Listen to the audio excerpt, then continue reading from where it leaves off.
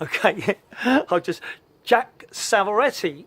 Heard the name, probably heard the little tracks. Went along to see him. Barilla was there. I really must see him. I really must see him.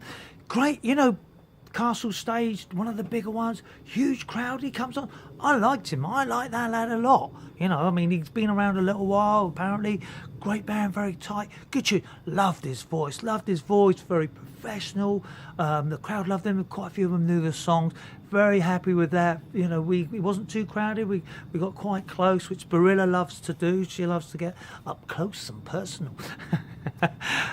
So yeah, we did that, and then we mooched around, and we keep going all the way. This is ridiculous. I mean, and another complaint about these big festivals, the queues at the bar. I mean, they've got the system, the barriers, so you're going like that, and you look at it, and you have no idea how long it's going to take you. Put me off completely. So I was quite happy to walk the full length again down to the VIP area where we could get served quite quick. The chances are, if we'd have stood there, would have been the same length of time, but we're milling around. But you get to see people, and you stop off on the way and get to see little bits and pieces. We mooched around a few stalls. We went over to the World Music Centre, and we saw a few people play there. Just little bits and pieces. We wandered around, and it's nice. You pick up. Do you know what it's like? It was almost a bit like a country fair. Just walking around, seeing stalls and a little bit of music here and there. Yeah, so the time come, we went down to see Echo and the Bunnymen. I didn't realise that it's without Ian McCulloch, the lead singer. But Barilla told me that she was very pleased. It didn't really make much difference. But I had to leave her and go down and see Backwater. Oh, look at that smile come on my face. I've got to do a separate report for this. But just to tell you this, it was beautiful. It was one of those moments that you savour, and everyone did. I will tell you about it in a bit. And then from there, we just walked on up, and it was Noel Gallagher and the High Flying Birds. Huge crowd. It was obviously the last closing act. It was in conjunction with at the same time clashed with Mark Ronson, possibly. Plus lots of other bands on the different stages, but it was the big name. We thought, well, you might as well do it, probably do some of the classics, and he did. Champagne Supernova. I forgot the name of the song. I said when he was going, and everyone's singing along, these big anthems, and the whole crowd sing along. I said, I'm probably the only word who doesn't know the word. So Sally laid down. Is it lays down? He did though.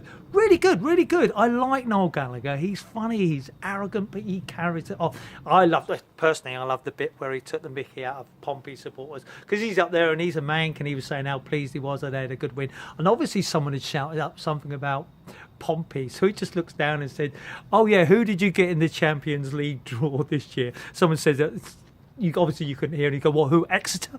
That was lovely for me. Absolutely lovely. Wind him up. Yeah, it was really good. It's what you expect at the big festivals, the big names. They're professional, they do it full time. But for me, it's that thing. I do festivals, I'm in a field. There's one stage, maybe two, and I sit there and I look at that stage, that band finishes, and I go there. I don't move. I've got my beer next to me, I've got my food there, and my friends around. If the worst comes to the worst, I've got to go to a bar, which is about 50 foot over there. The toilets, there's never a queue for them. They're 50 foot over there. And my camper van is 150 foot yards back up that way. That's the beauty of it. No walking, sit down, pure enjoyment. Anyway, I'm moving away from it. Victorious. Would I do it again? Yes, I would get organised.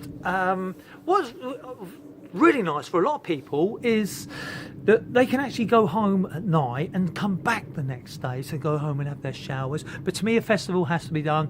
You stay there, you stay the night. And again, not like a Reading festival where you're 5 miles away. That's not staying there. Staying there is on site, okay? Remember that.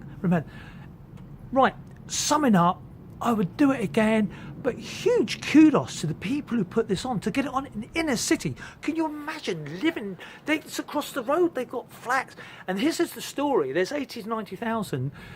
The hope is that they're going to get it camping next year.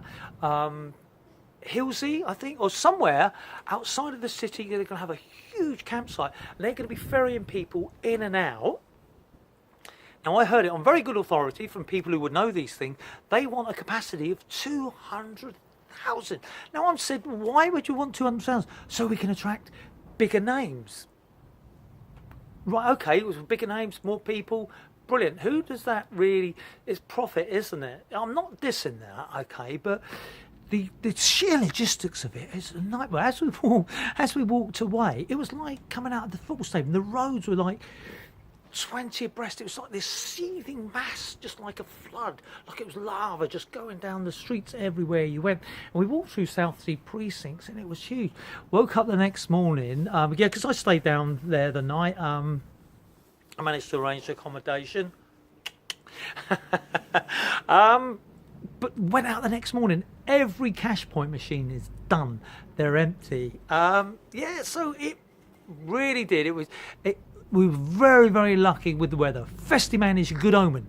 I haven't been to a festival this year or last year where it's rained on the day. A few drops is the most I've had. Yeah, so Barilla, I spent the day with Barilla. Really, really lovely girl. Unmarried mother from Portsmouth. Not really good on your CV, Festie Man, does it? So, and she said she wants to come to a festival with me. Where can I plug my hairdresser in? That's not me, that's her. So, I don't know, we'll have to see on that one. But if she's persuasive, I met her down. Lovely lady, had fantastic fun with her. Unmarried mother though. Single mum, unemployed, Portsmouth. It's not what a Southampton supporter should be going for, but... Right, come back for more news on that. Summing up, Victorious, I'm looking forward to going next year. I'm going to try and plan in both days for it and just really get the whole atmosphere. Peace out. Can you feel the love?